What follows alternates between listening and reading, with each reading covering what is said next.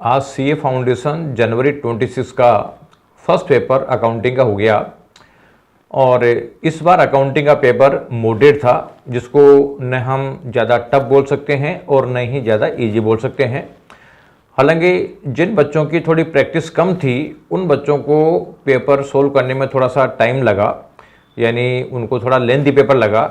लेकिन इस पेपर को हम मॉडरेट पेपर बोल सकते हैं, न ज़्यादा टफ है और न ज़्यादा इजी है। कुछ क्वेश्चंस ज़रूर थे जो बच्चों को प्रॉब्लम क्रिएट कर रहे थे, लेकिन अब उसको ज़्यादा डिस्कस करने से कोई मतलब नहीं है। कुल मिला के पिछली बार जैसे सितंबर में ये जो पेपर थोड़ा टफ आया था, इसलिए बच्चों को काफ़ी नर्वस हो गए थे बच्चे अकाउंट्स के पेपर में। लेकिन इस बार जो पेपर है वो ठीक है, इसलिए इतनी ज़्यादा प्रॉब्लम होनी नहीं चाहिए। और अब आप लोगों को अगला जो पेपर है वो है आपका बिजनेस लॉ का। और बिजनेस लॉ का जो पेपर है ये थोड़ा सा लिखने समय आपको बहुत सावधानी बरतनी पड़ेगी। तो इसमें आप लोगों को जब भी प्रॉब्लम बेस्ड क्वेश्चन आते हैं तो इसमें दो तरह के क्वेश्चन आएंगे। बेसिकली एक सिंपल क्वेश्चन आएंगे जिसमें बेसिक कोई पर्टिकुलर सेक्शन से रिलेटेड रूल्स और उसकी कुछ कंडीशंस या एक्सेप्शंस डायरेक्टली पूछेगा। तो जहाँ डायरेक्टली पूछेगा तो जितना जितना पार्ट पूछ रहा है उतना उतना पार्ट आप बता दें।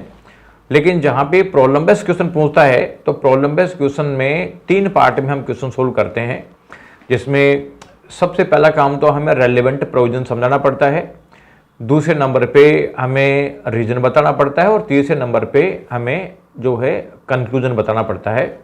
तो जो प्रोविजन है इस प्रोविजन के 5 पार्ट हो सकते हैं। तो आप ध्यान रखना कि इसमें जो जो पार्ट हो पांचों में से उतना उतना पार्ट लिखना है।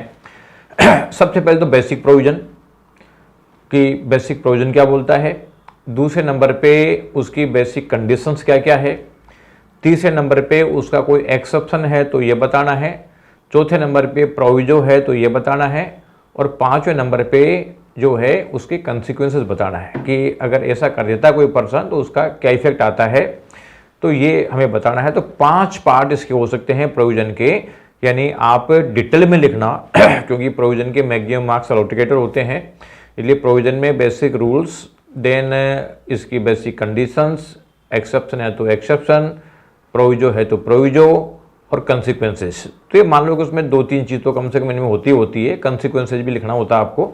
इसके बाद में जब कंपैरिजन करोगे आप, रीजन बताओगे, तो रीजन में बताना पड़ता है कि साहब इसके जो गिवन सिचुएशन है उसके जो फैक्ट्स दे रखे हैं ये हमारे लॉ में या लॉ जो बेसिक रूल्स हैं या उसके एक्सेप्शन हैं उसके अकॉर्डिंगली है या उसके अगेंस्ट में है। तो ये आपको बताना पड़ेगा कि कौन कौन से इस लॉ के अकॉर्डिंगली है, कौन कौन से इस लॉ के अगेंस्ट में है।